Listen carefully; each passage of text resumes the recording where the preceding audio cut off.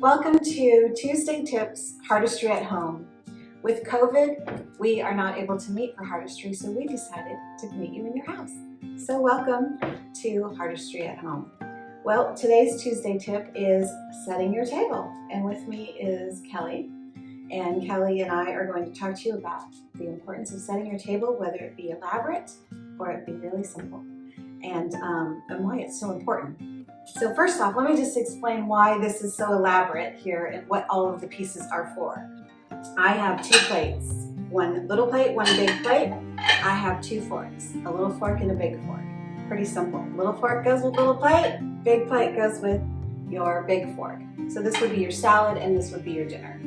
And also in front of me, I have a soup bowl.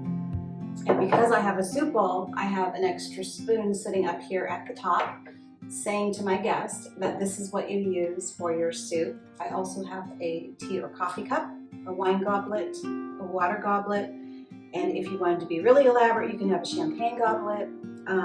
I also have a butter knife, or you can use it as a steak knife. If it has a point, then they know they can use it for either or. Butter knives don't actually cut steak. And then I have an extra spoon. Why would I have an extra spoon if I have a spoon on the table, Kelly? That would be for dessert. Yes, correct. And if you're serving your guests dessert, this is the spoon that they would use instead of all the other silverware they've already used. They have something clean. So it's always nice to put a nice folded napkin on your table, and this would be an elegant setting for if you have guests coming over, or even if your Thanksgiving meal or Christmas meal, this is what this could look like. Kelly, what do you have in front of you? I have the more everyday setting. This would be for your weekly dinner, or, well, not weekly, but daily, your daily dinner, or if you're having casual friends over or something like that. Yes, this is actually my setting. This is actually my home, and this is how Pastor Adam and I eat every day. It's just a charter, a plate, a fork and knife, a napkin, and a goblet.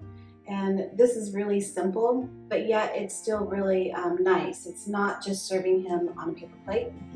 And, not to say that it's means that of lesser value, but it just means he's more important to me that I'd be willing to wash the dish when we're done eating, right? So why is it important that we set our table? Let me tell you. In Exodus 25:23 through 29, the scripture says, "Make a table of acacia wood and make its plates and its bowls of pure gold, the finest, as well as its pitchers and its bowls for pouring out of an offering." I love that scripture because back even in the beginning of time, God knew that this would be not only for him and his house, but for our homes. And so with the world the way it is, and our kids and fighting with TV and video games and TV dinners, and the world would love to pull our family away. But when we bring our family to the table, there's lessons to be learned at the table. There's communication, there's connection, there's sharing and serving one another at the table. And our kids learn all of that at the table. So it's really important to bring your kids at the table. We're their best teacher. But the second reason God says to prepare the table, not only do they tell them how to make it, what to put on it, but he says in Exodus 25:30, he says, "Put the bread of the promise on the table." And this is really important because putting the bread on the table represents communion, right, Kelly? We take communion once a month at church, and this is really important for a cleansing and a washing and a purification of our bodies, and that brings us close together with him.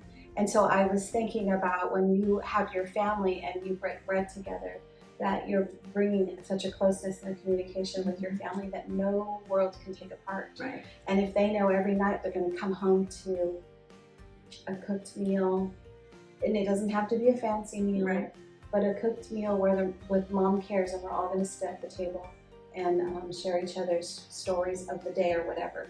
They're feeling loved, they're feeling accepted. And so that's really important why we bring our families to our table. And lastly, I just want to leave you with this. Revelations 3:20 says, Here I am. I stand at the door and knock, and if anyone hears my voice and opens the door, I will come in and eat with him. So at the table, I pray and hope that you are doing communion, inviting Jesus to your table, and inviting your family to your table. So this is Tuesday Tips. Prepare your table for your family.